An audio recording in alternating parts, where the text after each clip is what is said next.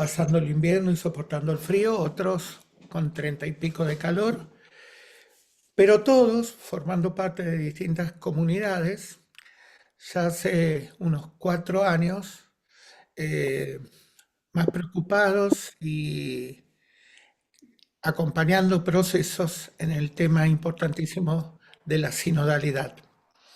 Un tema que ya en la Iglesia claramente no fue un invento del Papa Francisco, no fue un invento del Espíritu Santo en todo caso, y dio los primeros pasos San Pablo VI con, con el trabajo sinodal. Y luego Francisco en los últimos 4 años contribuyó mucho, iniciando y avanzando en procesos. Por eso, como el Papa repetía insistentemente, en la etapa sinodal, en una iglesia que se precie sinodal, lo más importante es la escucha. Entonces, se terminaron las palabras de presentación. Agradecemos a Monseñor Marcelo Colombo, arzobispo de Mendoza, presidente de la Conferencia Episcopal Argentina. Agradecemos a la profesora María Clara Birchmer, siempre me sale un poco mal el apellido, que es una brasileña de Río de Janeiro que nos va a acompañar a través de un video. Y también al profesor Ospino, Josman Ospino, que está en Boston, desde Boston nos acompaña, y al querido profesor doctor en filosofía Raúl Bufo, porque la sinodalidad es un tema también muy filosófico y que va a concluir esta sesión de hoy desde una localidad cercana a Florencia.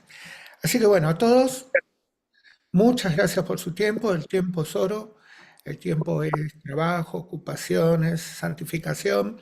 Y bueno, les agradecemos a los ponentes su tiempo y a todos los que nos escuchan, bienvenidos y ojalá esto sirva para continuar este importantísimo proceso en la Iglesia. Monseñor Colombo, bienvenido, todos Muchas suyos. gracias. Bueno, yo tengo este bloquecito inicial en razón de la agenda intensa de este fin de semana, pero siempre es un motivo de mucha alegría poder compartir lo que ha sido sobre todo mi propia experiencia sinodal en relación en este caso con el tema del laicado que ustedes han propuesto, pero también como camino personal en estos meses posteriores al cierre de la segunda sesión, donde con distintos públicos y pedidos pude hacerme eco de esa valiosa experiencia vivida por toda la Iglesia. Recorriendo el trabajo de este último tiempo, más allá de los últimos años que señalaba nuestro presentador, claramente hubo un intento gozoso, esperanzado, trabajado en la iglesia latinoamericana con la asamblea eclesial. Y después lo que fueron los encuentros continentales o asambleas continentales presinodales. En todos los casos, la experiencia nos conectaba con una realidad muy honda, que es la profunda comunión de los distintos estados de vida. Es difícil imaginar pretensiones de un estado de vida con respecto al otro o disputas, al contrario, había un gozo, esa es la experiencia, un gozo de poder compartir desde nuestra condición de bautizados el camino sinodal de la Iglesia. Y esto lo destaco porque en general, si uno mira con una lente panorámica el trabajo del, del documento final, es más lo que se destaca como pueblo de Dios y como bautizados que como estados de vida en particular. Es vista la iglesia en su conjunto como pueblo de Dios llamado a anunciarlo a Cristo en la historia. Y esto es la perspectiva global del documento. Es también un signo del debate en el aula, porque no faltaron momentos en los cuales se buscaba rediscutir de qué imagen de iglesia partíamos, ¿no?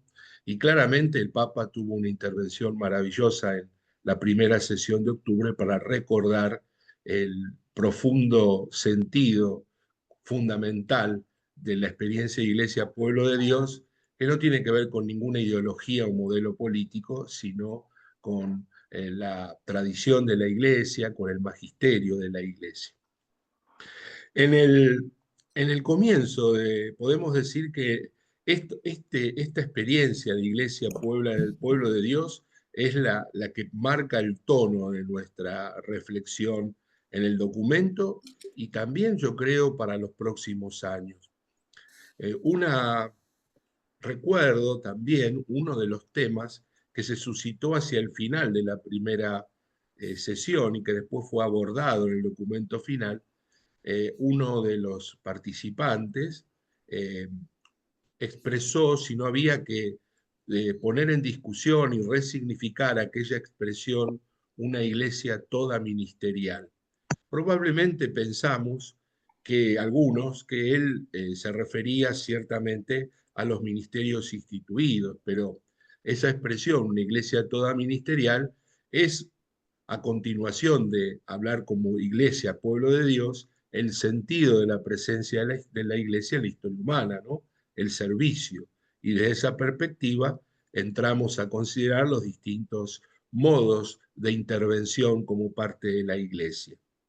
Claramente, después el documento se va a encargar de ello, no hay una ministerialidad amplia y una ministerialidad relativa a algunas formas instituidas, concretamente electorado, acolitado y catequesis. En cambio, una propuesta en el primer documento de trabajo de la primera sesión respecto al Ministerio de la Escucha todavía requiere una andadura mayor.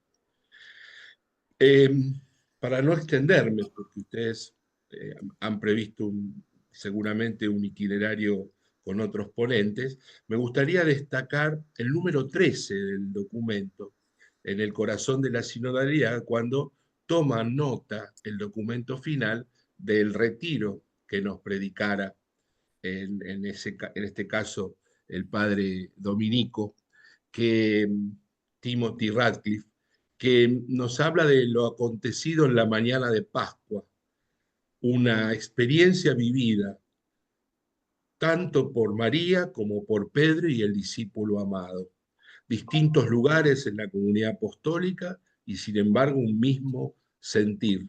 El Maestro ha resucitado. Esto marca el tono, me parece, del documento. Todos, desde nuestros estados de vida y compromisos eclesiales, estamos llamados a vivir la experiencia de la Pascua como la experiencia fundante de nuestro ministerio, nuestro servicio en la Iglesia. El número 21, también en la parte 1, se va a referir al camino sinodal de la Iglesia como un itinerario que nos llevó a valorizar, redescubrir las distintas vocaciones, carismas y ministerios con raíz bautismal. Y después los números que siguen, 22 y 23, ponderan, expresan, ponen de relieve lo trabajado por la Iglesia en relación con el sensu fidei, valorando la participación del todo el santo pueblo de Dios en la reflexión sobre los grandes temas de la vida y de la fe. En el número 34, una de las categorías más significativas, con raíz propiamente teológica, trinitaria, es la categoría relación. Y por eso ese número 34 va a valorar las relaciones interpersonales que se maduran en una iglesia sinodal y que necesitan entonces que el criterio fundamental de interacción sea el amor mutuo, así como el que unió a los discípulos por mandato de Jesús. Y hace una expresión muy interesante, que por supuesto la conocemos, pero que esté en el documento es importante, y es que frente al individualismo del ambiente, la Iglesia proféticamente da testimonio de relaciones, de unidad, de camino en común.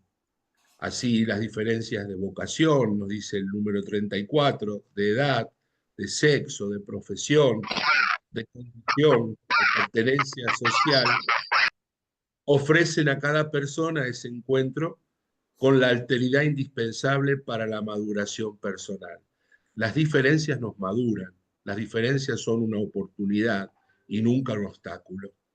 En la parte 2 del documento se trabaja la cuestión de la conversión de las relaciones y también se hace, se hace notar la importancia de esta este llamado a testimoniar al Señor como una vocación fundamental de todos y cómo los diferentes carismas, las diferentes llamadas se relacionan con esa misión como categoría fundamental de la presencia en el mundo de la iglesia. Ahí tienen los números 50 y 57.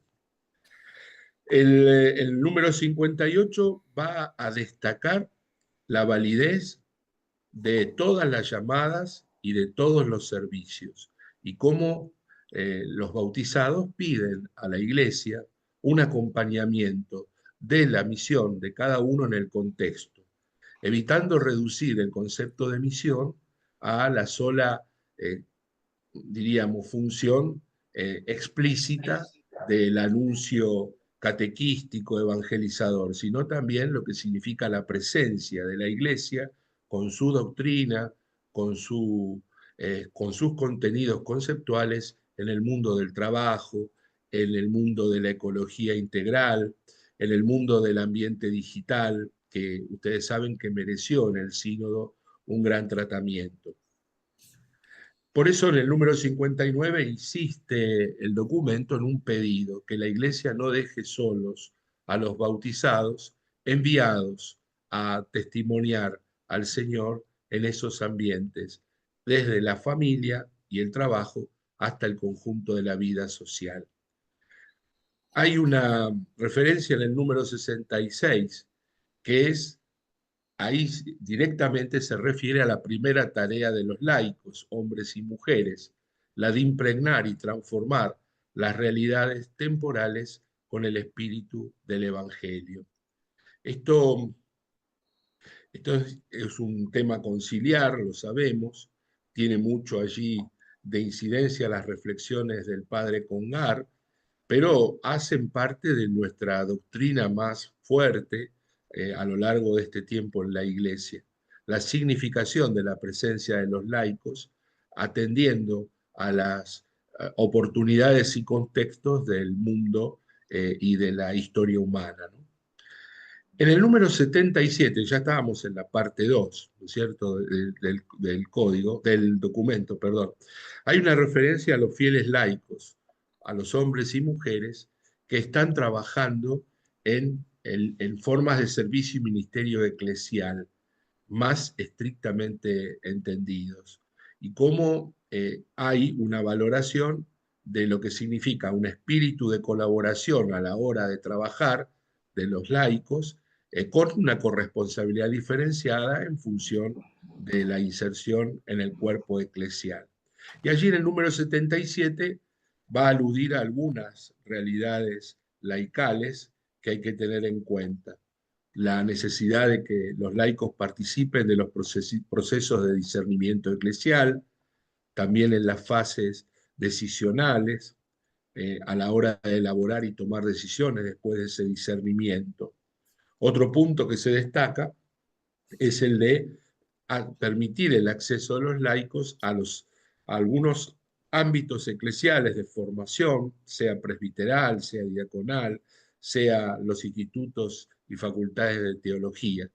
Esto lo decimos, pero a veces hay lugares donde todavía en las facultades de teología hay ciertas restricciones para la participación de los laicos. A veces tiene restricciones que son directas, las cuales son difíciles de sostener claramente, y algunas restricciones indirectas, que puede ser el tipo de horario, el tipo de costo, que a veces son facultades que tienen una exigencia por razón de su financiamiento. También en este número 77, el punto C nos habla de apoyar a la vida consagrada, reconocerla y hacerla formar parte de puestos de responsabilidad eclesial. En esto los papas últimos desde el Papa Francisco sobre todo y ahora el Papa León, han destacado a algunos miembros de la Iglesia de la vida consagrada femenina en cargos de altísima responsabilidad. Hay otros puntos que tienen que ver con los procesos canónicos y la participación de laicos y laicas como jueces, y esto está, por supuesto, ya en el Código de Derecho Canónico del 83, pero pareciera que hace falta volverlo a decir, ¿no? En la posibilidad de una designación en este servicio. Y el reconocimiento también en esto es un punto más de justicia interna, la Iglesia como espejo de justicia tiene que valorizar el trabajo de sus empleados y personal de trabajo. Bueno, como ven, estos son los puntos específicos. Destaco dos cosas. Una, en la primera sesión, el Papa nos habló mucho del ambiente sinodal y de la sala sinodal no como un parlamento entendido humanamente, sino como un ámbito de resonancia de la vida de la Iglesia en cuanto a las presentaciones, reflexiones y mociones. En la segunda sesión, el Papa Francisco todo el tiempo insistió en la Iglesia como un ámbito de armonía donde las distintas voces y tonos tienen lugar diríamos, en el contexto más amplio del amor. La Iglesia llamada a protagonizar la armonía de Dios en la historia humana y sobre todo facilitar a través del servicio, en particular de los ministros ordenados, de una armonía intraeclesial donde todos son valorizados en sus contextos, en sus estados de vida y en sus formas concretas de actuación. Bueno, básicamente era esto. Espero haber conseguido interesarlos en la lectura del documento, compartirles mi alegría por la experiencia eclesial que vivimos en las dos sesiones del sínodo y sobre todo, y ahora sí me gustaría dar una palabra, lo que significa el ahora, ¿no?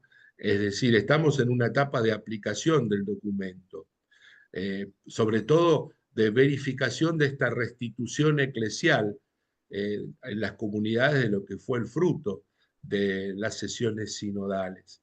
Y por eso hay que apostar a una gran fidelidad a la llamada del Espíritu Santo a través del Papa Francisco, pero también a lo que es hoy la reiteración por parte del Papa León de la adhesión al Vaticano II y del camino sinodal de reflexión. En estos días seguramente se presentará el documento aplicativo del concilio, una etapa que va hasta diciembre del año que viene. Esto aparecía claramente en la carta que nos enviara el cardenal Grech el 15 de marzo. Después vino naturalmente el fallecimiento del Papa Francisco, una impas que se prolongó hasta estos días, donde el Santo Padre ha visitado a la Secretaría General del Sínodo y ha alentado la profundización de los trabajos del sínodo y de los frutos del sínodo. Fundamentalmente se abre entonces esta etapa aplicativa.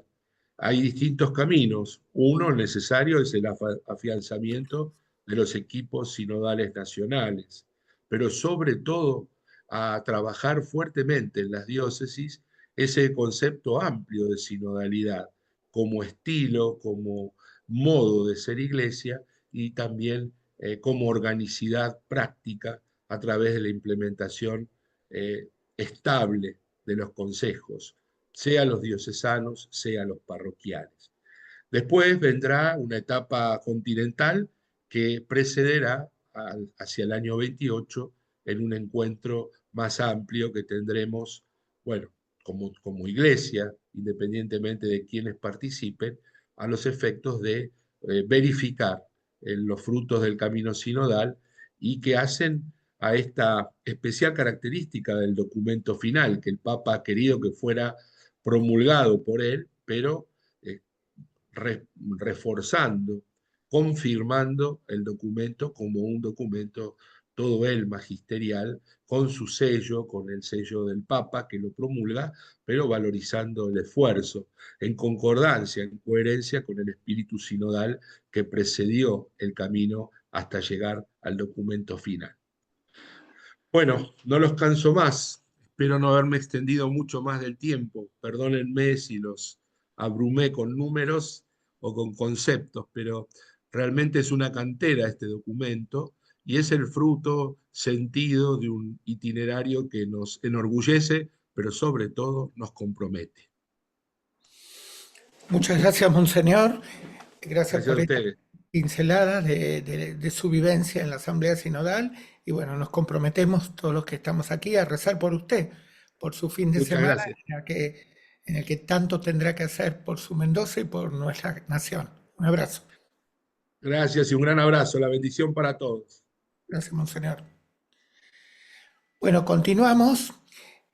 Como dije, no presencialmente, es un video que grabó en estos días en Río de Janeiro la profesora María Clara, perdón, y bueno, sabemos que María Clara tiene un amor muy especial a todo y especialmente femenino a todo lo que el Papa Francisco hizo en este proceso de sinodalidad que no fue poco. Así que la escuchamos viendo ese tinte femenino del cual la Iglesia tanto necesita.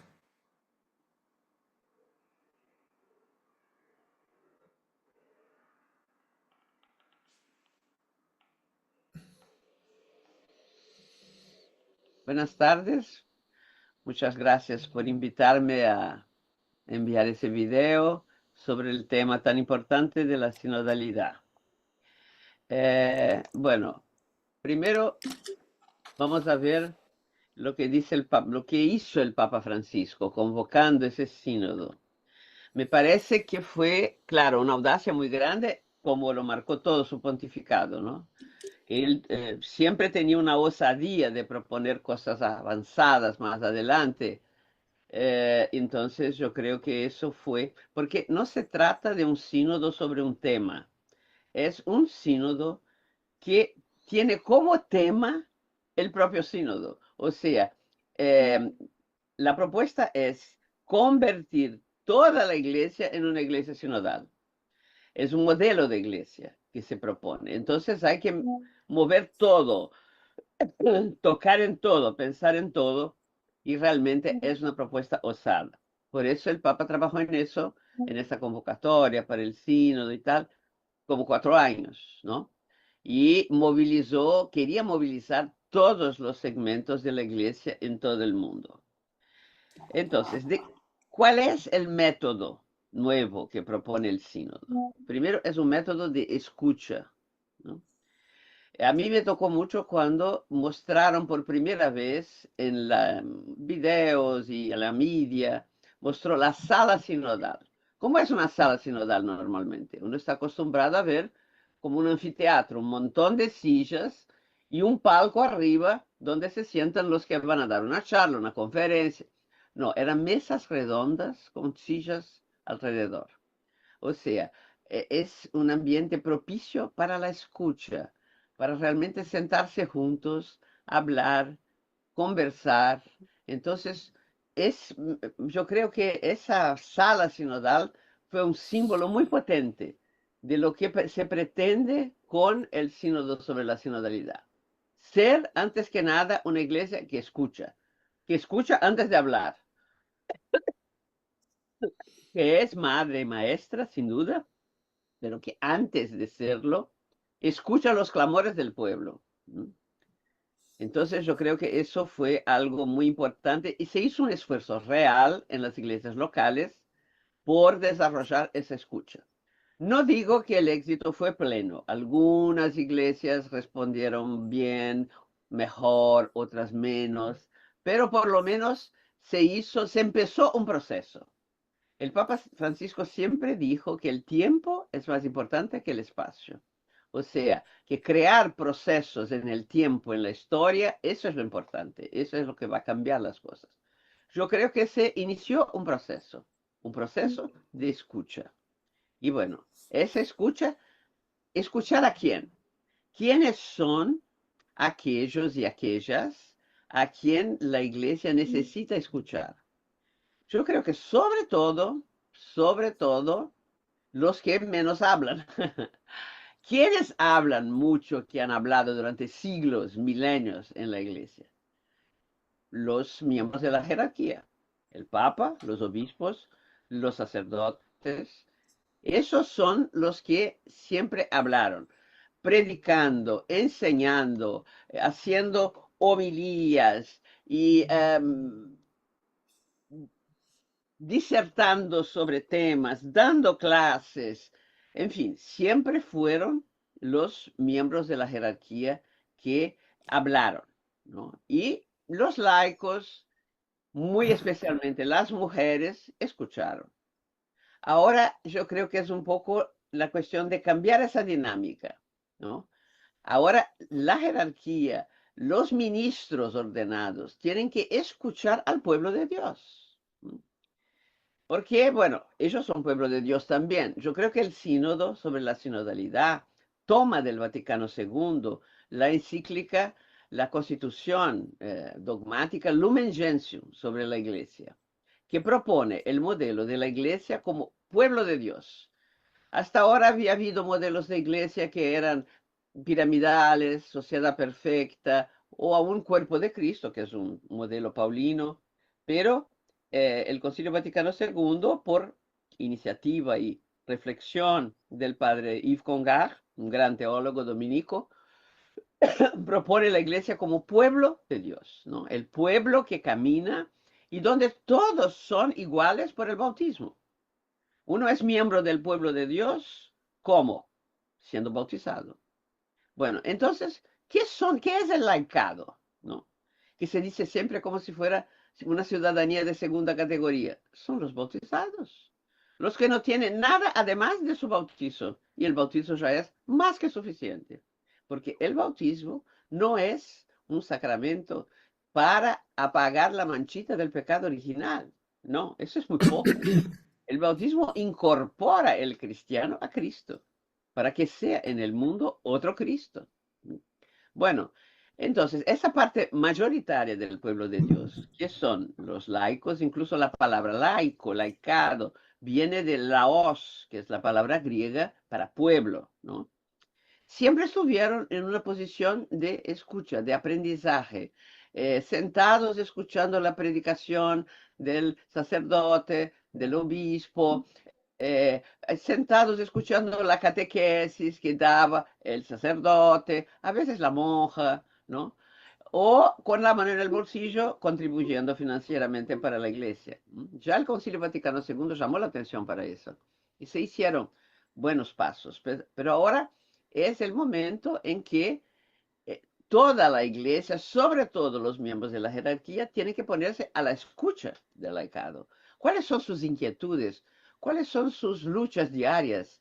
¿Cómo vive él su sexualidad? Porque los laicos en general son casados, tienen vida de familia, tienen vida sexual en todo caso, ¿no?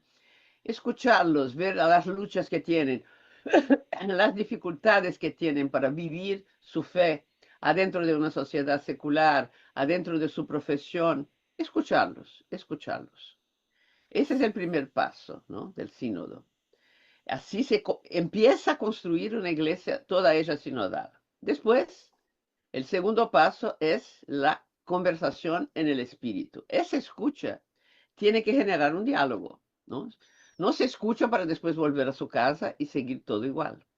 Se escucha para entrar en conversación, para entrar en comunicación. Yo escucho al otro para conversar con él, para saber de sus deseos, de sus inquietudes, de sus miedos, ¿no? Entonces, una conversación en el espíritu. La escucha ya fue una escucha en el espíritu. Escuchar lo que dice el espíritu a las iglesias, escuchar lo que dice el espíritu a nuestros hermanos, que son la mayoría del pueblo de Dios, hombres y mujeres que luchan diariamente buscándose la vida, ¿m? Y tratando de vivir su fe. Ahora, ese mismo espíritu va a guiar, va a dirigir, va a presidir una conversación, ¿no? Que será fruto de esa escucha. A partir de lo que se escuchó, ¿qué se ve que son las urgencias en la iglesia para una conversión sinodal? ¿Mm? ¿Cómo es ese modelo sinodal? Sínodo quiere decir discípulos del camino, ¿no? Juntos, caminar juntos. Eso es una iglesia sinodal. Es el pueblo de Dios que camina juntos, ¿no? Entonces, ¿qué son las características que tiene que tener una iglesia sinodal?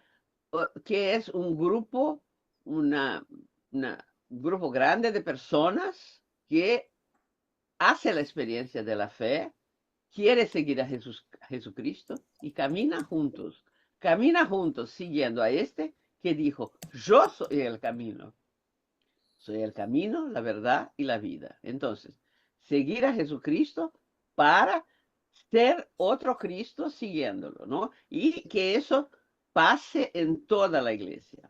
Esa conversación entonces va a iluminar cuáles serían las urgencias, los puntos más importantes, ¿no? A la luz de eso, se debería tener, y eso el Papa Francisco fue muy firme en decir, hay que haber una total transparencia. En esa conversación, la iglesia, la curia romana, las instancias de coordinación en la iglesia tienen que ser transparentes desde el aspecto financiero hasta el aspecto sexual en todas las áreas, por más delicadas que sean. No puede haber cosas escondidas. Hidden agenda, no puede haber, una agenda escondida. Esa conversación, que es fruto de la escucha, tiene que darse en una transparencia muy grande para que sea verdadera. Una vez ese compartir, ese diálogo, entonces se pasa al discernimiento, ¿no? Discernir qué caminos tomar, discernir qué decisiones tomar y finalmente tomar las decisiones eh, adecuadas, las decisiones necesarias para que la iglesia sea toda ella sinodal. Bueno, en ese punto en que están las cosas, después que hubo la sesión de octubre, ¿no? La segunda sesión del sínodo donde salió el documento, bueno, es un documento bueno que trae muchas cosas, pero todavía es un documento muy marcado por una iglesia que todavía tiene un corte bien clerical, ¿no? Ahora, hay elementos importantes, ¿no? Por ejemplo, se habla mucho de la categoría de reciprocidad. Entonces, laicos, ministros ordenados, obispos, todos tienen que vivir esa reciprocidad para que haya una corresponsabilidad, para que todos se sientan responsables por esa iglesia sinodal que están construyendo. Un punto que me parece de fundamental importancia, porque creo que sin este punto no hay sinodalidad posible, es la mayor escucha, la mayor igualdad, la mayor presencia de la mujer, de las mujeres. Explico. Eso es una cuestión que ya viene de antes, evidentemente no la inventó el sínodo sobre la sinodalidad. Había incluso mucha esperanza que el Papa Francisco cambiara muchas cosas en relación a las mujeres durante su pontificado. Yo creo que él hizo cambios importantes. Por ejemplo, nombró mujeres para puestos de comando, de dirección, puestos importantes en la iglesia. Entonces, eso va cambiando poco a poco el rostro de la iglesia.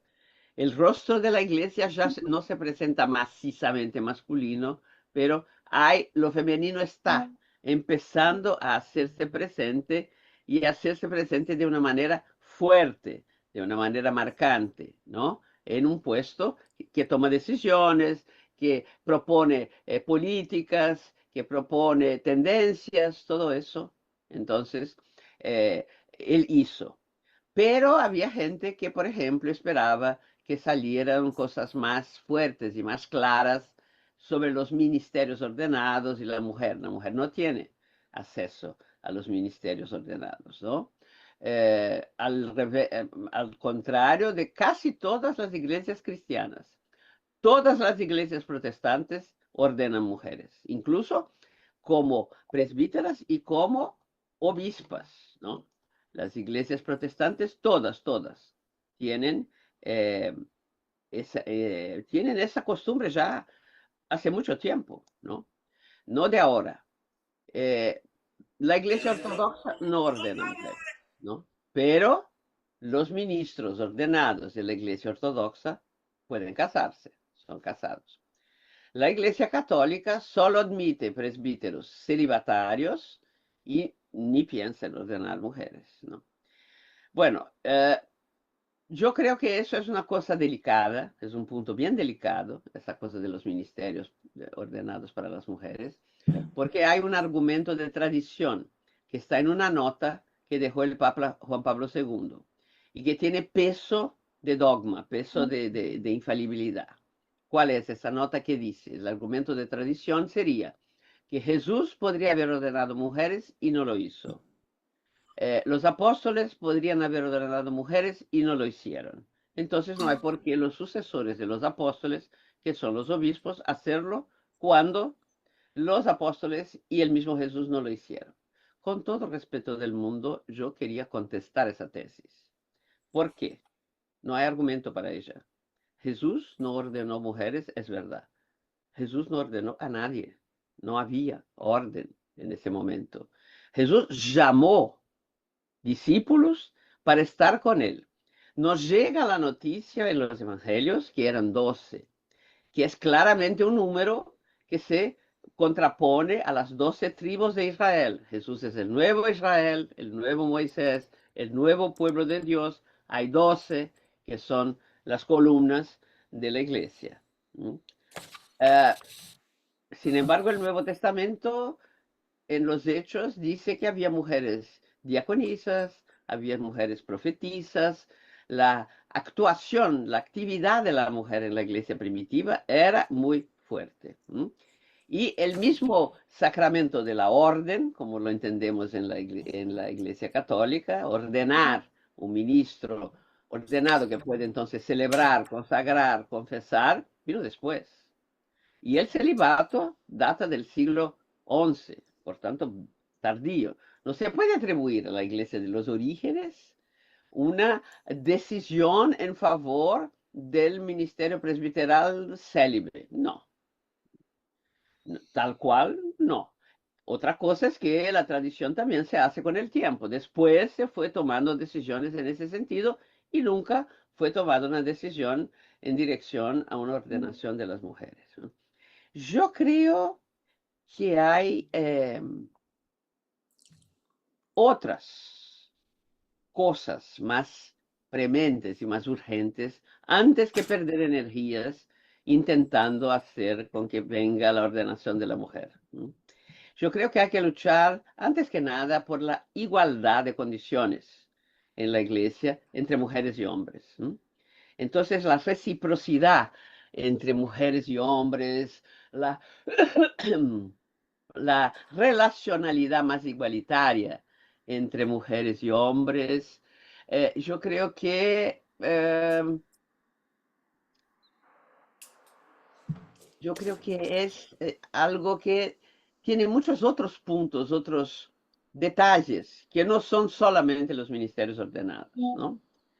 Es, por ejemplo, el respeto a la mujer.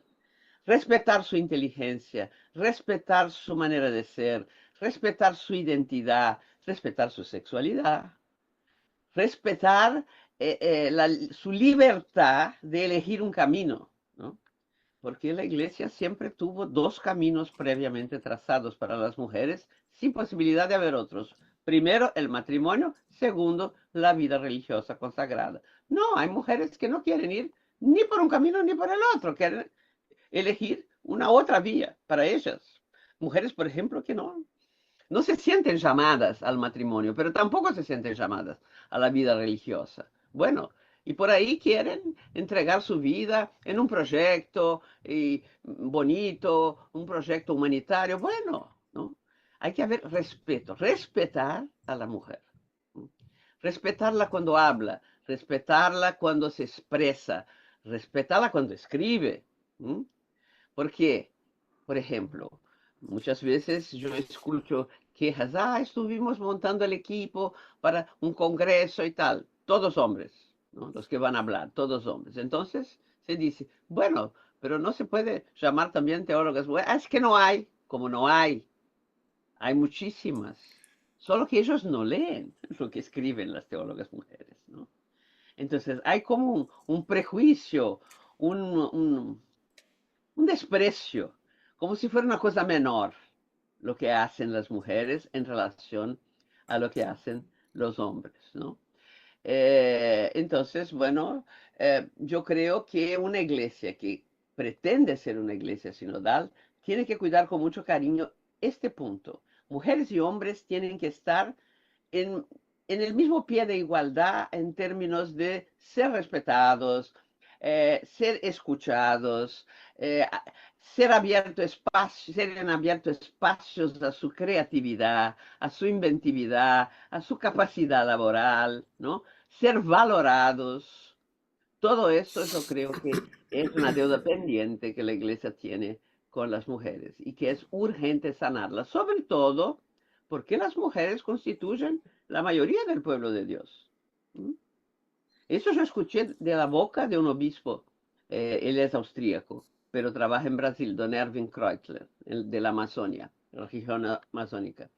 Él dijo, en Aparecida, estábamos en Aparecida, yo era asesora de los obispos brasileños y nos encontrábamos fuera del aula de la conferencia y podíamos dar sugerencias y todo. Él dijo un día, tenemos que poner en las conclusiones del documento de Aparecida una palabra de estímulo, de valoración para las mujeres, porque si las mujeres se van de la iglesia, ¿qué hacemos? La iglesia se desploma.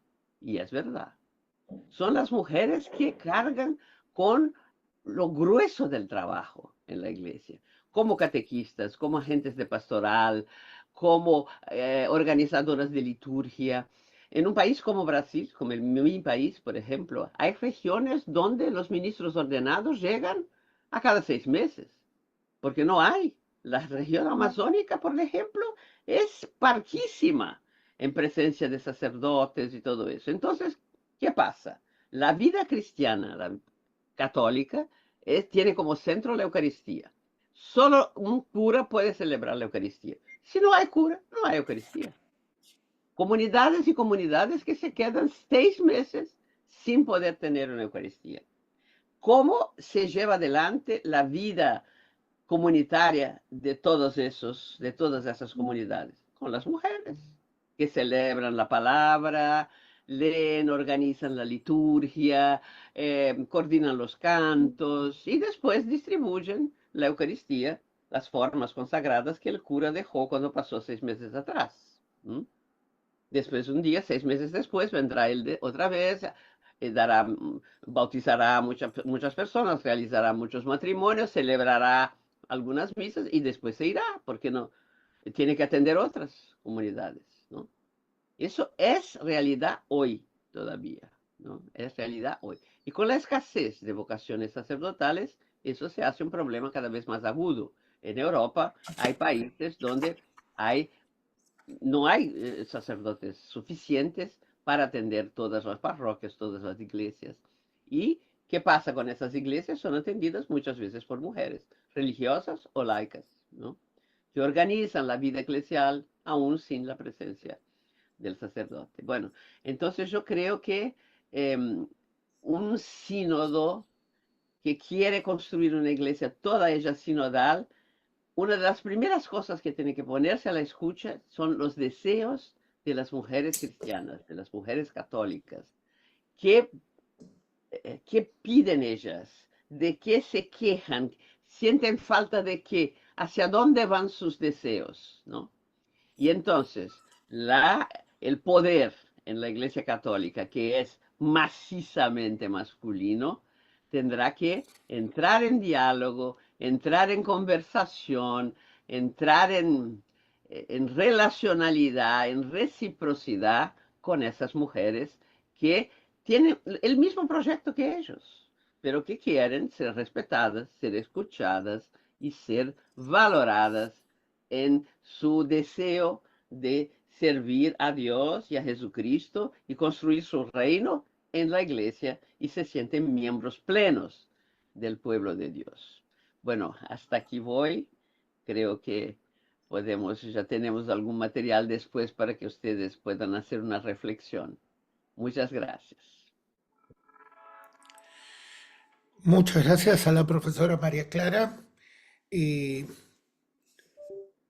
tengo micrófono, sí. Y por supuesto nuestro respeto, nuestra valoración y nuestro cariño. Ella, con su presencia, con su palabra, nos confirma cuán necesarias son las mujeres y su opinión y sus quejas también en esta iglesia que queremos sea cada vez más sinodal, más de Cristo. Y para eso ahora continuamos con un hermano, el profesor Ospino, que nos habla desde el gran país del norte, el país de nuestro Papa. Así que bueno, le doy la bienvenida, querido profesor, y le agradezco su tiempo y su colaboración en esta reflexión sinodal. Muchísimas gracias a Padre Claudio por la invitación a ser parte de esta conversación y es de verdad un honor poder compartir no solamente con las personas que están siendo parte de este diálogo, sino también con Monseñor Marcelo, con el doctor Raúl y la doctora María Clara Bingemer. Voy a dividir mi reflexión en tres momentos que creo que nos pueden ayudar a avanzar el diálogo un poco.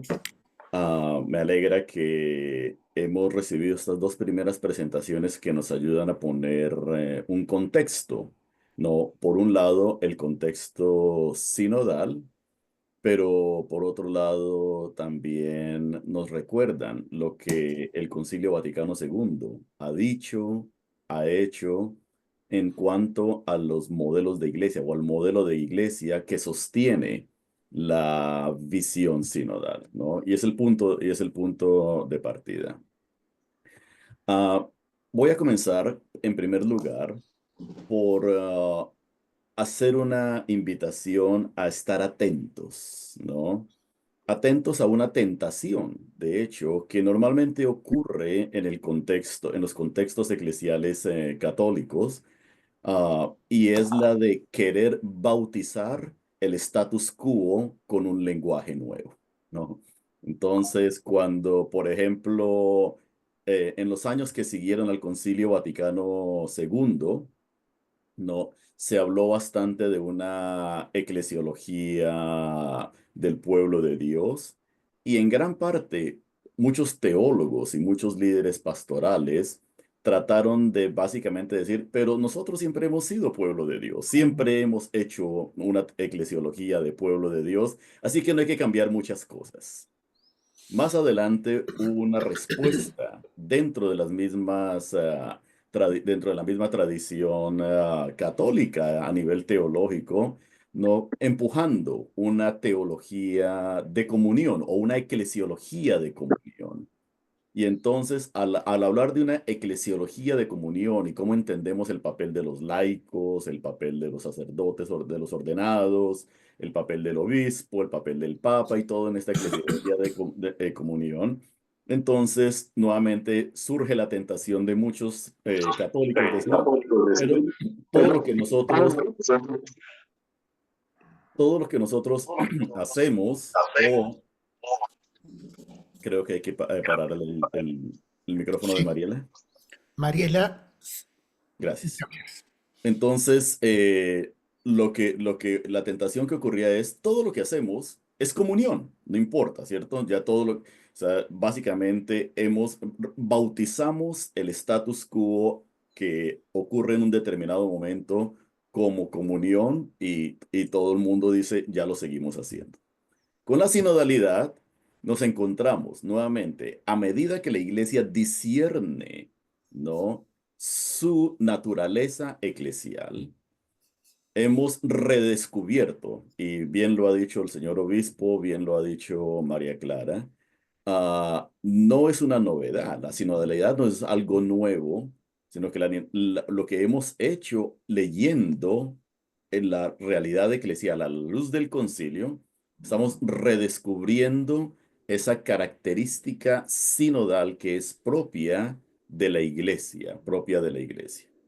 La tentación es decir, bueno, es que siempre hemos hecho sinodalidad. Todo lo que estamos haciendo es sinodalidad. La manera como opera el clero es sinodal, la manera como los laicos actúan y viven en la iglesia es sinodal. Básicamente eso es lo que somos, ¿ok? Entonces yo creo que una manera de poder entrar allí, de poder entrar a mirar cuáles son las implicaciones de hablar sobre el laicado desde una perspectiva sinodal, es comenzar a crear casos de estudio, ¿no? No, o en inglés llamaríamos case studies, ¿no? Entonces, y el primer caso de estudio que quiero que hablemos en esta mañana es el discernimiento de la vocación laical, yo creo. Y quiero comenzar con el tema de la vocación, porque es muy importante, ¿no? En primer lugar, hay que reconocer que nosotros como Iglesia Católica, no por muchos siglos, no utilizamos frecuentemente el lenguaje de vocación para referirnos a los laicos. O sea, Dios nos llama a ser sacerdotes, Dios nos llama a la vida religiosa, ¿no? Dios nos llama a la vida bautismal, pero muy pocos de nosotros, de hecho el lenguaje todavía es muy fresco, la idea de que Dios nos llama a ser laicos, a vivir como laicos. O sea que la vocación la vocación del laico no se define siguiendo la vía negativa, diciendo, laico es el que no es cura y laico es el que no es religioso o religiosa. ¿Sí se dan cuenta? Y entonces, porque es lo que siempre hemos hecho, básicamente tenemos, no, nos queda básicamente esa dinámica de que, ¿quién es el laico? El concilio y la visión sinodal, en gran parte lo que hacen es invitarnos a todos a volver a cero. Y el volver a cero no significa borrar las diferencias. El volver a cero significa determinar cuál es el punto de partida para todo concepto vocacional dentro de la iglesia. Y el Vaticano II en Lumen Gentium lo ha dicho muy claramente, al igual que lo dice en el decreto sobre el apostolado de los laicos, ¿no? Que es el bautismo. O sea, Dios nos llama a la santidad y Dios nos llama a ser discípulos de Cristo por medio del bautismo. Y allí todos comenzamos, todos, desde el Papa hasta la persona que menos comprometida está en la iglesia, todos comenzamos allí. Es el punto de partida. Y ese discernimiento vocacional dentro en ese punto de partida, es allí donde todos nosotros discernimos las distintas vocaciones a las cuales Dios nos llama. Es desde allí, desde ese punto de partida, en donde el sacerdote o el que va a ser sacerdote discierne la vocación al llamado sacerdotal. El que se siente llamado a ser un laico consagrado, discierne esa vocación allí, ¿no? La vida religiosa y el resto de los laicos, ¿no? La vida matrimonial o la vocación a ser solteros, todos discernimos desde ese punto de partida, todos de punto de partida. Y la sinodalidad es ante todo un esfuerzo o una invitación a todos nosotros de reconocer quiénes somos como bautizados, quiénes somos nosotros como bautizados y la responsabilidad que eso tiene. El ser bautizado no es simplemente un título que recibimos para decir de ahora en adelante eres seguidor, eres alguien pasivo en el discernimiento de la vida eclesial, sino que ahora nos encontramos con una experiencia de reconocer que somos responsables por la evangelización, ¿ok? Y eso es importante. Y esa responsabilidad por la tarea evangelizadora de la iglesia tiene dos dinámicas. Por un lado, una dinámica ad intra, dentro de la iglesia y una dinámica ad extra, ¿no? Fuera de las estructuras eclesiásticas, ¿no? Entonces, tenemos una responsabilidad adestra en cuanto al apostolado, en cuanto a la construcción de una mejor sociedad, en cuanto a la construcción de parroquias, de vida familiar, ¿no? De modelos sociales y globales a nivel, sociales a nivel local y a nivel global. ¿Ok?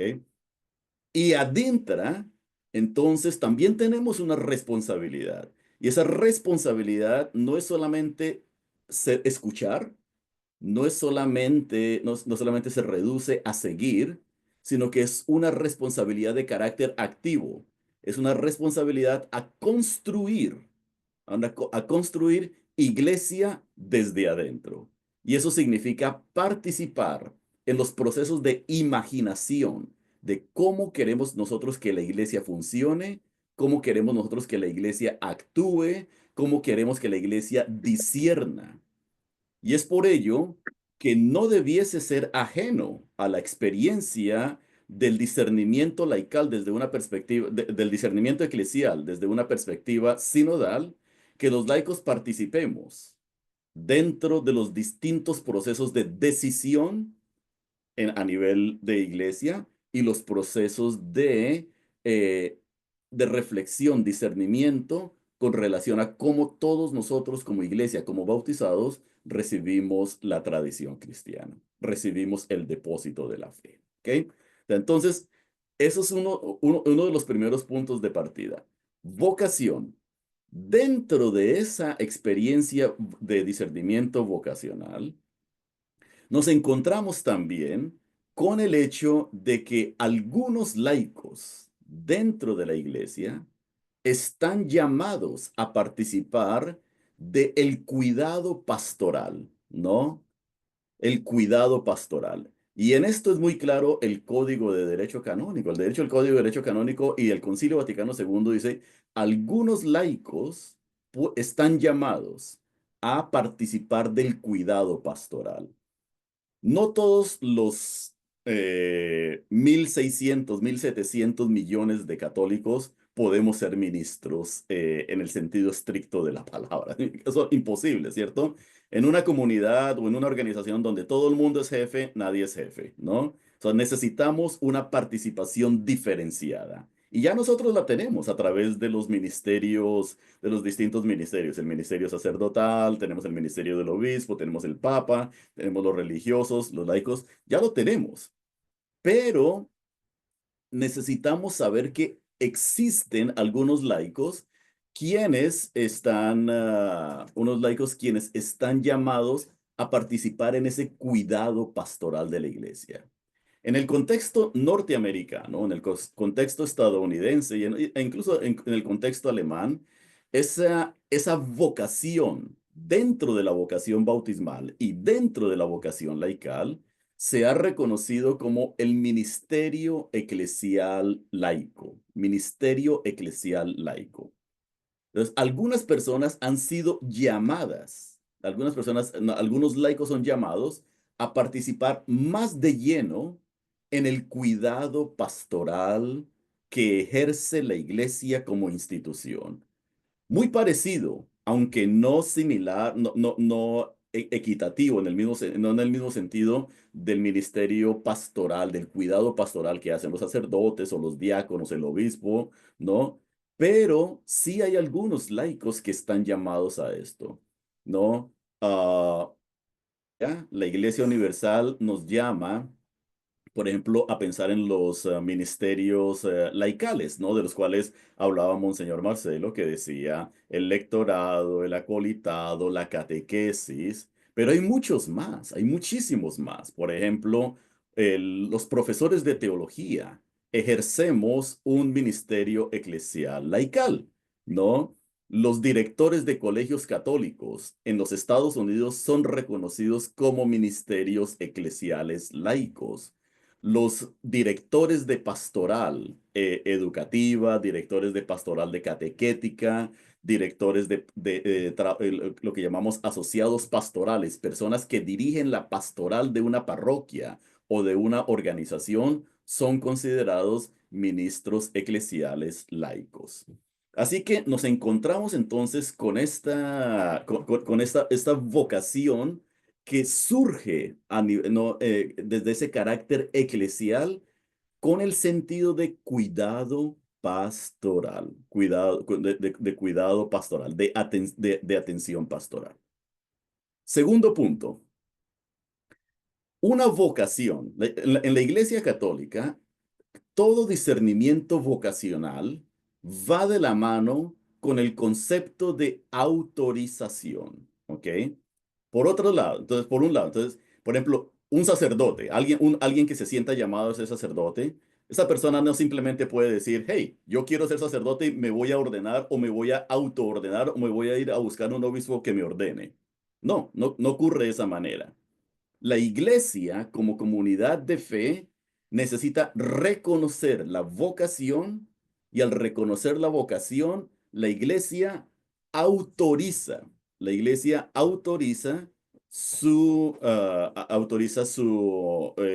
el ejercicio de esa vocación eclesial, autoriza esa vocación de eclesial.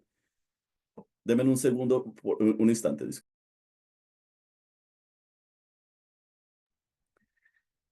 Por consiguiente, en el proceso de autorización, en el proceso de autorización, entonces el sacerdote es autorizado por medio de la ordenación.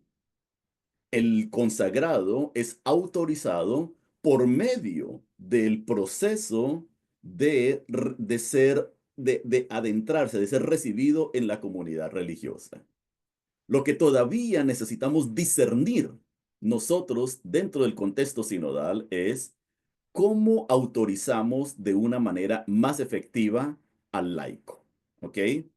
Porque no podemos reducir la autorización del ministro eclesial laico o la autorización del laico a participar en la vida de la iglesia simplemente al capricho de un ministro que diga, hoy sí te quiero y mañana no te quiero. Hoy sí te escucho y mañana no te escucho. Hoy eres importante y mañana no eres importante. ¿Sí se dan cuenta? Con un sacerdote, nosotros no desordenamos al sacerdote cuando estamos en desacuerdo con el sacerdote, ¿no?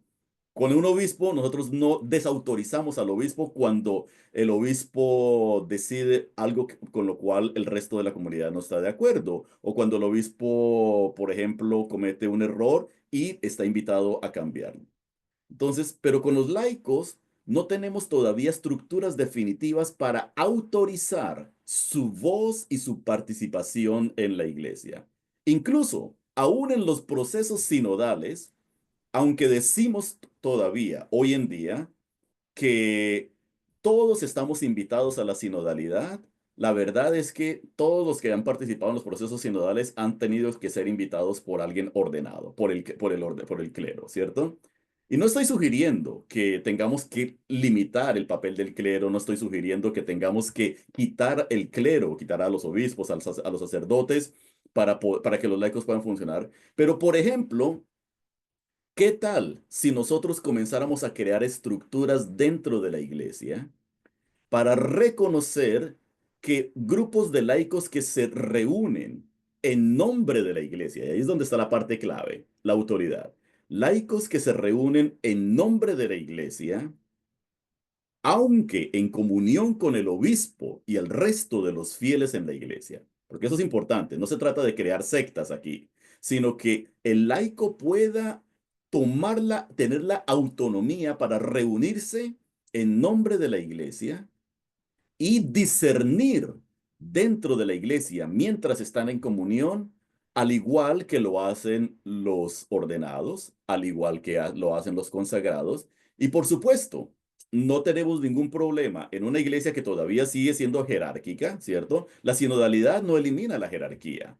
Lo único que la sinodalidad hace es reposiciona a la jerarquía, ¿no? La jerarquía, por consiguiente, no está por encima, no al estilo dictatorial, sino que la jerarquía está en esa pirámide invertida que nos hablaba el padre Scanone y que más adelante el Papa Francisco retoma la imagen de la pirámide invertida, entonces la jerarquía está al servicio de la comunidad todavía con su papel de decisión, de reconocer las vocaciones, de afirmar lo que el Espíritu Santo nos dice por medio de las distintas, de los distintos grupos y de las distintas las personas que constituyen a la iglesia.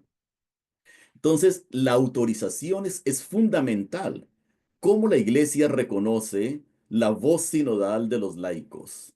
Y algo ya estamos teniendo en gran parte, para serles honesto, ya estamos teniendo varios estudios de caso sobre esto en los movimientos eclesiales, ¿no? Los movimientos eclesiales que son en su gran mayoría constituidos por laicos, ¿no? Ya estamos teniendo en donde los sacerdotes, donde los ordenados y los consagrados dentro de esos movimientos eclesiales son parte de unos movimientos en donde los laicos no son considerados segunda clase o tercera clase, como lo decía María Clara, sino donde los laicos son los agentes protagonistas de la labor evangelizadora y del pensamiento, del discernimiento eclesial. Tanto es así que estos grupos, estos movimientos estos movimientos eclesiales, ¿no? Movimientos apostólicos, los llamamos hoy en día, incluso comienzan con el punto de partida de que los laicos participan en la gobernabilidad de estos, de estas, de estos movimientos eclesiales, ¿no? O sea, no tenemos que traer a un sacerdote para que tome las decisiones por los laicos y por el resto de la comunidad, sino que el sacerdote participa del discernimiento de las decisiones junto con el laico, junto con los laicos. Y a mí me parece que esto es un gran modelo que estamos probando en este instante, que le puede dar mucha vida, especialmente a las estructuras diocesanas, a las estructuras parroquiales. Es por eso es que es fundamental que tenga, toda parroquia tenga un consejo pastoral. Es por eso tan importante que toda parroquia tenga un consejo parroquial, financiero parroquial. Es importante que existan estas pequeñas estructuras. Y quienes estamos elaborando estas conversaciones o avanzando estas conversaciones sobre sinodalidad, precisamente estamos hablando sobre la importancia de lo que se llamarían estructuras intermedias, ¿no? Las estructuras intermedias para que los laicos podamos ejercer nuestra voz, ¿no? De una manera que sea significativa y no sea simplemente rebautizar el status quo, ¿ok? Y el último punto que voy a hacer es mucho más sencillo. El último punto que voy a hacer tiene que ver con la formación, ¿ok? Fundamental. Mis queridos amigos, la sinodalidad, la sinodalidad es la naturaleza sinodal de la iglesia, es un regalo, es un don del Espíritu Santo para la iglesia. Estamos en un momento profundamente neumatológico, estamos en un momento del Espíritu Santo. El Espíritu Santo está moviendo a la iglesia. Pero tenemos que tener mucho cuidado porque ese movimiento carismático que pudiéramos llamar, es decir, el Espíritu le concede carismas a la iglesia, ese movimiento carismático no puede avanzar solamente por instinto, ¿no? O sea, no podemos hacerse sinodalidad a la luz de un instinto pastoral que simplemente digamos, bueno, cualquier fulano, cualquier fulana, cualquier mengano puede venir y decir, vamos a mover la iglesia en esta dirección o en esta dirección, o la parroquia o el movimiento o la diócesis. No podemos simplemente asumir que cualquier persona puede hablar de cuestiones pastorales o de políticas pastorales e incluso de la necesidad de ajustes doctrinales o implementación de realidades doctrinales, ¿no? Hay que prepararnos, necesitamos formarnos. Y yo creo que es otra de las dinámicas que surgen en este momento y de las urgencias. Hay que crear programas y estructuras de formación para un laicado de carácter sinodal. No podemos seguir enseñando teología a un estilo bancario, en donde todo el mundo aprende cristología y los libros de la Sagrada Escritura y aprende las distintas teorías que nos llevan en la iglesia. Y listo, recibes un título y de ahí en adelante eres teólogo y luego sigues repitiendo y repitiendo y repitiendo. Necesitamos integrar en la formación teológica, tanto en seminarios, como en las universidades, como en institutos pastorales, como en movimientos eclesiales, a parroquias y en otras instancias, pedagogías, metodologías de carácter sinodal. Que necesitamos en los procesos de catequesis de niños, de jóvenes y adultos, comenzar a enseñarles no solamente los 10 mandamientos, los 7 sacramentos y qué es lo que dice la iglesia o qué es lo que dice el Papa, sino necesitamos también enseñarles a pensar sinodalmente. Y creo que estamos en la antesala de una revolución pedagógica a nivel de catequesis en el mundo católico y a nivel de la educación teológica. Y creo que esa revolución va a ser guiada no tanto por el clero, no tanto por los religiosos y las religiosas, va a ser guiada por los laicos, porque los laicos somos los que tenemos los números más grandes y somos los que estamos en este momento de la historia guiando la mayoría de esos procesos educativos. Así que los dejo con estas tres dimensiones y al menos para avanzar el diálogo. Gracias, Padre.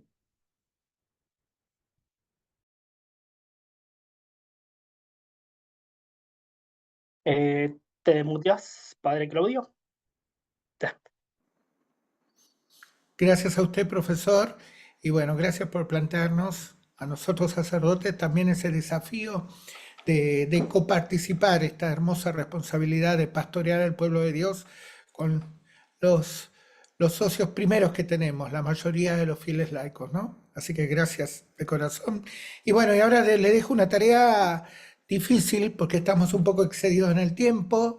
A un filósofo le dejo la tarea de ir concluyendo y cerrando estas valiosísimas ponencias que hemos tenido. Profesor Raúl, todo oído para usted. Bueno, muchas gracias. Antes que nada, agradezco la invitación al padre Claudio.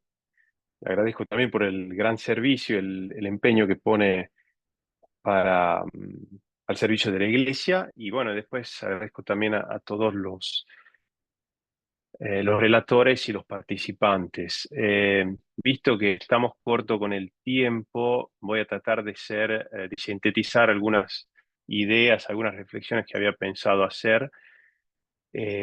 Como dijo ya Claudio, yo me muevo a partir de la filosofía, es decir, me muevo en la frontera entre filosofía y teología, por lo tanto, trabajando el tema de la sinodalidad, sobre todo voy a subrayar algunos aspectos de carácter, por así decirlo, más universales, reflexivos, ¿no?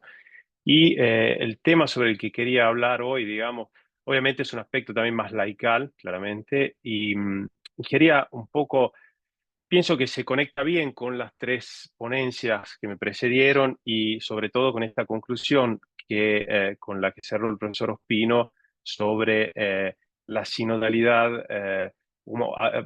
Hay que enseñar y hay que aprender a pensar sinodalmente, ¿no? Mi reflexión va en la dirección de la identidad del sujeto eclesial como sujeto sinodal. En este sentido es filosófica, digamos, es decir, ¿por qué? Porque yo partiendo un poco obviamente toca distintos ámbitos teológicos, sobre todo la eclesiología, pero no solo. ¿Qué es lo que me movió a hacer esta reflexión? Fue una frase que encontré estudiando el tema de la sinodalidad, de un padre de la iglesia del siglo IV, que se llama San Juan Crisóstomo, que dice, sustancialmente, dice, en griego sería Ecclesia synodou estin onoma, que traducido, obviamente las lenguas antiguas tienen una fluctuación en la traducción, pero sustancialmente dice que significa que la iglesia es nombre que indica sínodo, o se puede traducir también como sínodo es nombre de iglesia. Y esto me llamaba mucho la atención porque decir que sínodo es nombre de iglesia significa ir a pensar la identidad de la iglesia en modo sinodal, pensar que la esencia de la iglesia, la vida misma de la iglesia, su expresión, su vida interna y externa, tiene que ser sinodal, ¿no? Eh, entonces, un poco quería partir de aquí. Obviamente es una reflexión un poquito que toma las distancias digamos, de un modo muy importante sobre el que ya se ha hablado, digamos, de entender la sinodalidad, que se refiere a un modo, a un estilo, a una específica manera de vivir la iglesia, es decir, mayor participación de los laicos en la vida, en las responsabilidades, en la toma de decisiones, en el discernimiento, en la distribución de los ministerios, etcétera, digamos, ¿no? Entonces, eso sería seguramente expresión de la vida sinodal de la Iglesia. Me interesaba más pensar un poco esto, digamos, ¿qué quiere decir que el nombre de la Iglesia sea sínodo? ¿Qué quiere decir? ¿Qué quiere decir en el fondo? Y un poco partiendo del hecho, digamos, que está en juego la identidad personal. Es decir, que nosotros tendemos a pensar a la iglesia, en la iglesia como un objeto, ¿no? Un discurso sociológico. La iglesia es una institución, la iglesia es una realidad, la iglesia, esta comunidad aquí, hay una iglesia local, una iglesia parroquia, la diócesis, etc. Pero nunca pensamos o no pensamos naturalmente, a veces sí, pero raramente, que la iglesia es un sujeto que piensa sobre sí mismo en este caso, ¿no? Es una autorreflexión sobre la identidad de la iglesia. Es decir, es un sujeto que tiene una particularidad, una serie de particularidades, una asamblea, un sujeto de sujetos, un cuerpo, hay distintas metáforas para decir esta realidad, pero sustancialmente es un poco, digamos, en síntesis, se puede decir que es la comunión de distintos sujetos que cada uno con su identidad forman un cuerpo que tiene una identidad. Y el problema se pone claramente en la relación uh, que existe o que tiene que existir entre la identidad de ese sujeto colectivo, por así decirlo, y la identidad de cada uno de los fieles, de los bautizados que forman este cuerpo, digamos, ¿no? ¿Qué relación se pone? Y obviamente aquí se podrían tocar temas de abusos, temas de despersonalización, etcétera, etcétera, ¿no?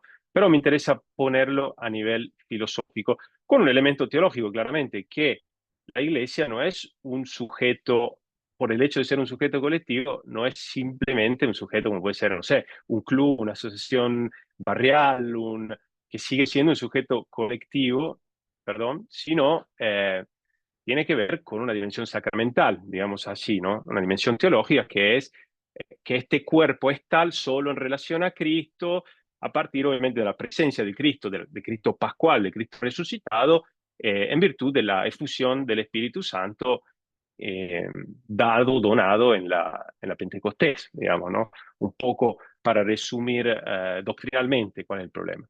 Ahora, pensemos un momentito qué quiere decir esta identidad personal del sujeto iglesia. Es decir, ante todo, que es un quién. Pensarlo como un quién y no como una cosa, un qué cosa, ¿no? ¿Quién es? ¿Cómo se constituye? Como filósofo tomo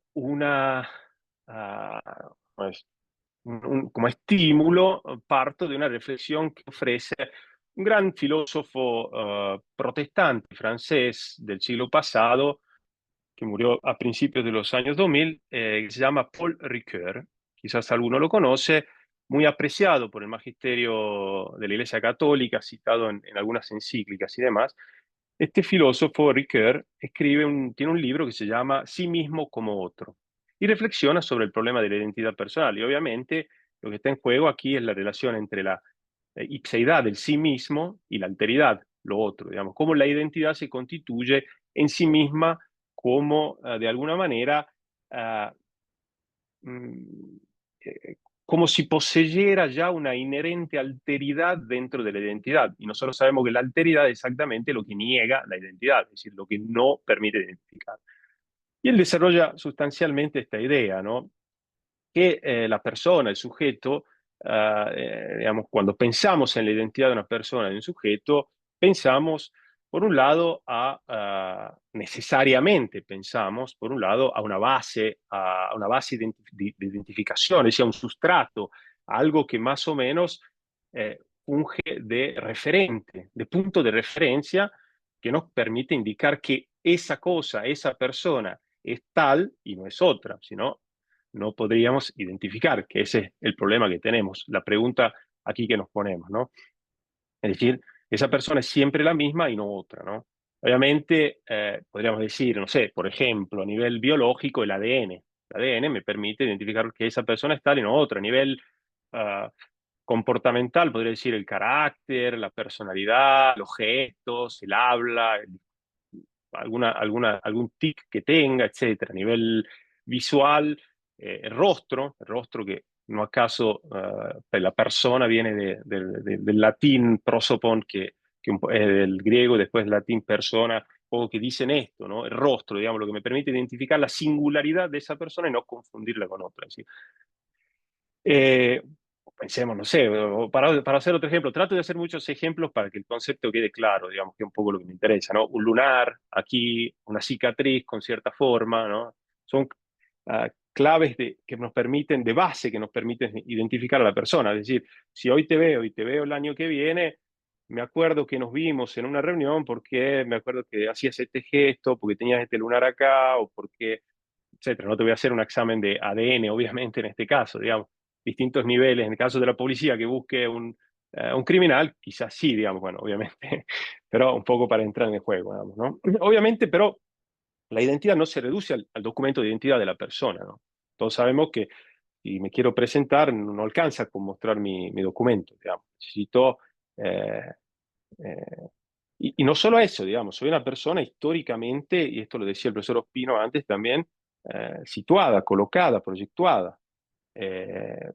Entonces, el lunar puede cambiar, se puede agrandar, se puede quitar, la cicatriz se puede borrar, un gesto, una personalidad puede cambiar, puedo cambiar de opinión, puedo cambiar de pensamiento, etcétera, ¿no? Entonces, si queremos también, la ingeniería genética puede modificar el genoma humano, entonces el ADN en sentido absoluto también podría ser eventualmente modificado, digamos, ¿no? O sea, entonces hay una tensión entre la base identificativa y una serie de elementos que cambian con el paso del tiempo y que sustancialmente, ¿qué nos dice eso? Nos dice una tensión polar entre dos elementos que expresan una vitalidad de la realidad de la que estamos hablando. Es decir, un sujeto, a diferencia de una cosa en sentido clásico, de un objeto en sentido clásico, no tiene vida, ¿no? En cambio, el sujeto tiene vida, por eso cambia, muta, se desarrolla, y la cosa, digamos así, que está en juego, y por eso me parece muy interesante una reflexión sobre la identidad sinodal de la Iglesia, es que hay un elemento, digamos, por así decir, dramático, grave, dramático de la identidad. ¿Cuál es? El riesgo, lo vivimos, seguramente todos tenemos alguna experiencia más o menos directa de la dispersión de la personalidad, ¿no? Es decir, ¿el riesgo cuál es? Es que en este proceso, digamos, de transformación, de salida, ¿no? Como si fuese una base interna y una dimensión de exteriorización de esa identidad hacia afuera, no exista la posibilidad más de regresar a esa base de referencia, ¿no? Las enfermedades psiquiátricas básicamente funcionan así, ¿no? Hay una disociación, ¿no? Entre esta dimensión externa y la dimensión interna de referencia, ¿no? Y es dramático porque está en juego la identidad, es decir, yo mismo puedo no reconocerme. O hagamos un ejemplo todavía más simple, pero más dramático. Pensemos en alguien que nos ha traicionado, ¿no? Entonces, yo creo, o sea, tu identidad personal está en juego porque tu palabra dice quién sos. El momento que traicionas a tu palabra, ¿no? ¿Qué te puedo decir? No reconozco en vos la persona que yo creía que era. No reconozco más quién eres. No coincide esa identidad, digamos, de base con lo que tú expresas. Hay una disociación, digamos. Después podemos discutir si era una idea que me había hecho yo en la cabeza, etcétera, digamos. Pero digamos, la dramaticidad de la identidad, el problema de la identidad se pone en juego cuando hay una relación interpersonal, es decir, cuando yo interactúo con otro, porque ahí es dramático, digamos. Si el árbol que está acá afuera cambia o lo tiran, lo cortan o lo podan y yo no lo reconozco más, no pasa, no es tan gramático, digamos, bueno, sí, quien ama mucho ese árbol porque lo había plantado, etcétera, pero en general, también la persona que entra en relación con otra, si pensemos una madre respecto a un hijo que, no sé, comete algo grave y la madre dice, no te reconozco más como hijo. Así que, ¿no?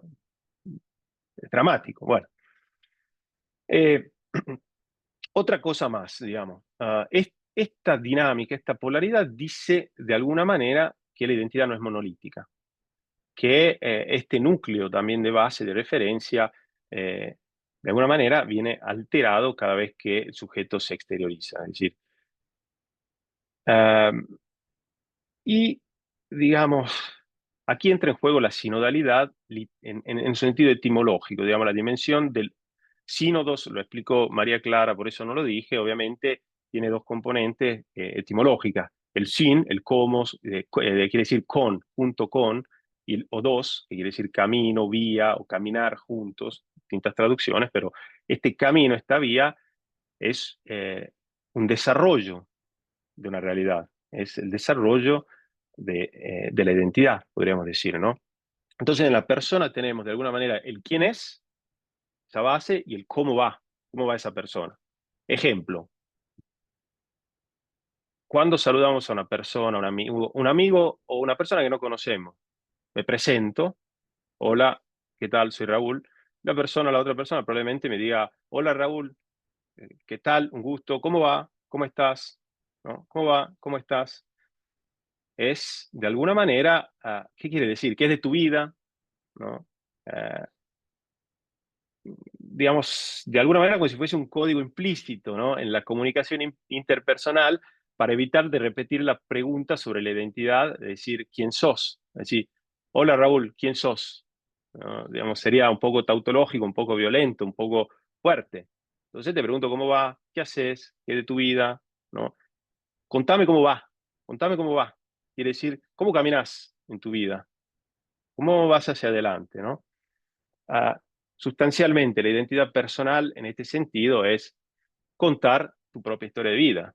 O sea, cada vez que expresamos narramos quién somos, decimos quién somos, contamos nuestro caminar en la vida, ¿no? Nuestro camino de vida. De alguna manera, entonces, eh, se da esta polaridad entre el quién es y el cómo va, ¿no? En esta dimensión de exteriorización. Termino este largo paréntesis filosófico, pero me interesaba mostrar esta polaridad. Y vuelvo al tema de la sinodalidad. Entonces, ¿qué quiere decir sinodalidad? Es nombre de iglesia. ¿Qué quiere decir el nombre? ¿No? El nombre, la identidad profunda. Pensemos al paso del libro del Éxodo, ¿no? De Moisés, que le pregunta el nombre a Dios, ¿no? Y le revela el famoso nombre, que para la cultura semítica, la cultura, digamos, judía, semítica de esta área, el nombre que era, el nombre de la divinidad, era la esencia, el secreto, la intimidad más profunda. Y si yo me apropiaba del Dios de mi enemigo, del pueblo enemigo, es decir, si descubría su nombre, por así decirlo, me podía entrar en posesión de esa fuerza vital del pueblo enemigo, digamos, lo sometía, ¿no? Esto claramente lo dicen los eh, antropólogos culturales, los estudiosos de la Biblia, etc. Lo hacían los romanos cuando conquistaban un pueblo, ponían a su dios, al dios del pueblo vencido, en el panteón, ¿no? El nombre de alguna manera, o Aristóteles, para entonces seguir en tema con la filosofía, ¿no? Cuando habla cuando quiere definir la identidad de algo, dice el último modo de definir la identidad de algo, ¿cuál es? Decir la sustancia primera, ¿no? La sustancia primera. Ahora, ¿qué es la sustancia primera?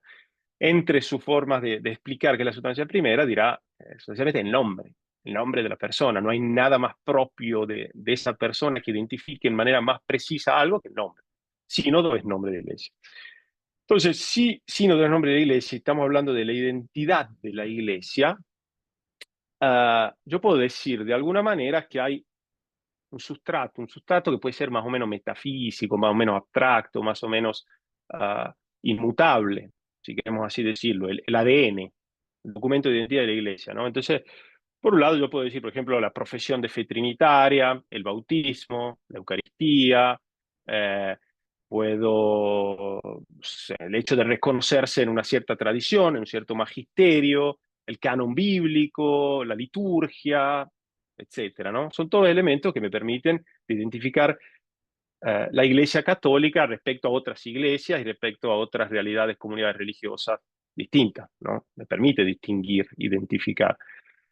Pero al mismo tiempo, como se trata de un discurso de autorreflexión sobre la Iglesia, lo que está en juego es, de alguna manera, eh, el poder identificar si efectivamente esa Iglesia que muestra esa carta de identidad es efectivamente la Iglesia de Cristo o no. Es decir, si, de modo simple, digamos, si vive eso, esa carta de identidad es dinámica, si está viva o si es un fósil, ¿no? Un poco eso es lo que está en juego. Pienso yo que es eh, a nivel de drama, ¿no? De la dramaticidad del problema que pone la identidad personal, el drama que pone hoy una reflexión sobre la sinodalidad, digamos, lo que está en juego la identidad, es decir, la energía vital, la esencia, la posibilidad misma de la existencia de este sujeto eclesial, ¿no? Hago un último paso y voy cerrando, que en esta lógica se puede pensar con otra palabra muy parecida, digamos, etimológicamente, al tema, a la palabra sínodo, que es método, el método. Si retomamos cuando dije, ¿no? El quién es y el cómo va, ¿no? Cómo estás, cómo va, cómo camina, cómo, ¿no? El lodos del sínodo, el lodos, la vía, el camino. El método tiene esa palabrita también, ¿no? O dos, camino, ¿no? Meta, la primera parte de la palabra meta, método, de métodos, meta, quiere decir más allá, puede también significar a través de, pero sustancialmente es más allá, ir más allá. Ir más allá en el camino, caminar más allá, o camino que te lleve más allá. ¿El método qué es? El método es el camino que tengo que seguir para llegar a un cierto punto, un cierto objetivo. Pero ojo, porque la meta, nosotros la pensamos fosilizada. Pensemos a una carrera, a una maratón, o una carrera de autos. ¿Cuándo se termina la carrera? Si el corredor se queda parado en la línea, ¿termina la carrera? No, tiene que cruzar la meta, ¿no? Es decir, la identidad es decir, el maratoneta es el que ha corrido una maratón, es decir, el que ha cruzado la meta, ¿no? Entonces la meta no es un punto fijo sobre el cual nosotros nos paramos, porque si no, nos fosilizamos. Es el hecho de tener que siempre atravesar de nuevo algo. Es decir, lo que te tiene en vida, el cómo va, el que te tiene en vida en cuanto a identidad dinámica. Es decir, la iglesia es sinodal en la medida en cual constantemente se mide con sí misma en su autorreflexión, con esa carta de identidad y va más allá, a lo largo del camino. Esto un poco, digamos, ¿no? Mantiene vivo al sujeto. Entonces, la identidad e iglesia sinodal, es decir, cuál es el carácter específico que adquiere esta dinámica entre el quién es y el cómo va en la iglesia sujeto según la gramática de la forma sinodal. Y aquí es donde retomo en conclusión lo que dije al inicio sobre la identidad del sujeto iglesia, ¿no? Decía, es un cuerpo, es una realidad compleja compuesta de muchos sujetos que forman juntos un único cuerpo, ¿no? Es decir, hay una tensión entre sujeto individual y sujeto colectivo, digámoslo malamente así, pero para que se entienda. Es decir, y aquí digamos, en esta coyuntura se juega el drama de la identidad de la iglesia. Es decir, en el modo en el cual entran en relación la dimensión colectiva, comunitaria, comunional y la dimensión individual, subjetiva de cada fiel, de cada bautizado, ¿no? Acá podríamos abrir el discurso, obviamente, a la distinción de ministerios, como dijo antes el profesor Ospino, o el discurso del rol de la mujer dentro de la iglesia, etc. Ahora, básicamente, gramaticalmente, me parece importante decir que, por un lado, el sujeto individual del bautizado se expresa a nivel de yo, singular. El sujeto eclesial se expresa al nivel del nosotros, pero no usa el pronombre nosotros, ¿no? Y un poco esto, digamos, mantener esta tensión impide de caer en una despersonalización, en una dispersión de la identidad, en el anonimato, digamos, de un sujeto digamos, colectivo no comunional, digamos, ¿no? El parámetro, la clave, el paradigma aquí para pensar que al mismo tiempo en el nosotros esté expresado singularmente cada uno con su insustituible identidad, y al mismo tiempo que cada yo exprese singularmente la totalidad del cuerpo eclesial, porque no es que hay un sujeto místico que ahora cerremos los ojos y dejemos hablar, sí, habla el Espíritu, habla Cristo, pero necesitamos los sentidos espirituales.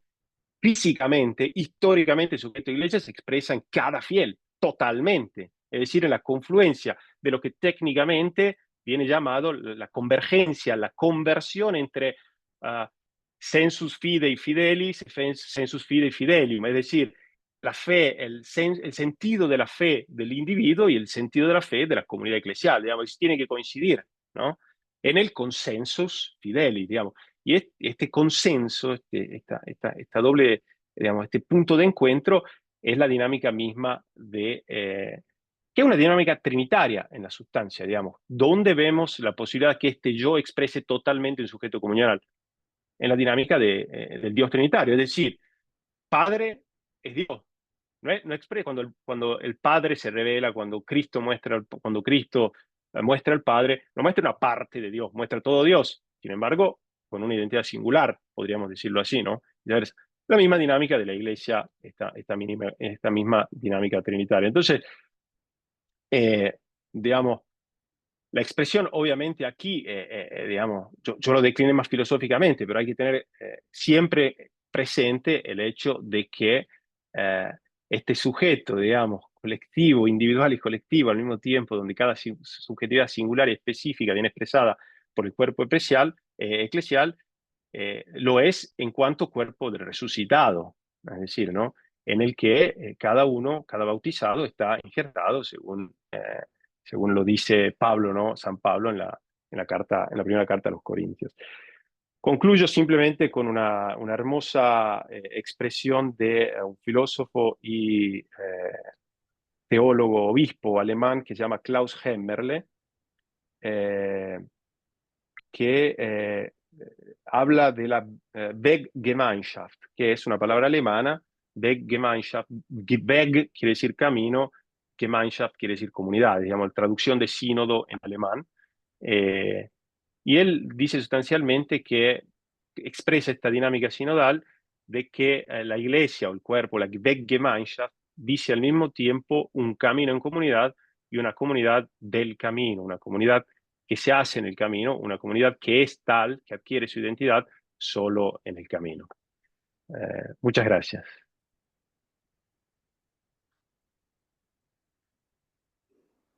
Muchas gracias a vos, Raúl. Es bueno cada tanto que nos vuelvan a la dramaticidad del fundamento, ¿no? de nuestro ser iglesia.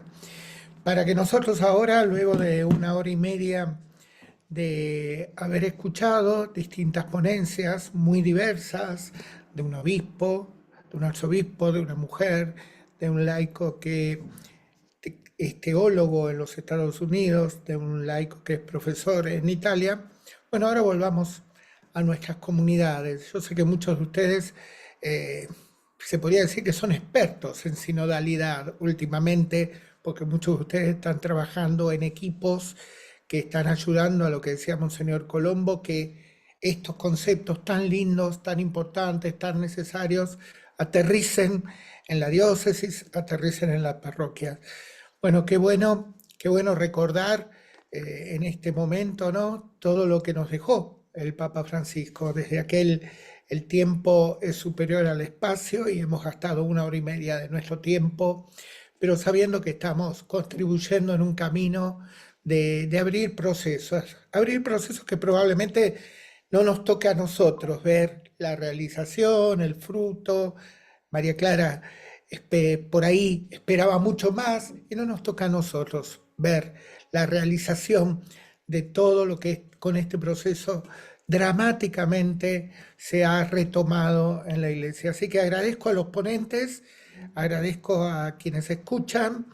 Vamos a enviarle muy pronto, va a estar subida toda la conferencia a nuestro canal YouTube y vamos a enviarles el documento final que algunos me han pedido, al que tanto aludió Monseñor Colombo, porque creo que tenemos que seguir formándonos, reflexionando para actuar sinodalmente luego. Yo como cura, esa necesidad, y varios sacerdotes que estamos, esa necesidad de volver a lo simple, de contar con consejos pastorales, financieros, y no solo contar, sino escucharlos y que sean parte en nuestra decisión, en nuestras decisiones.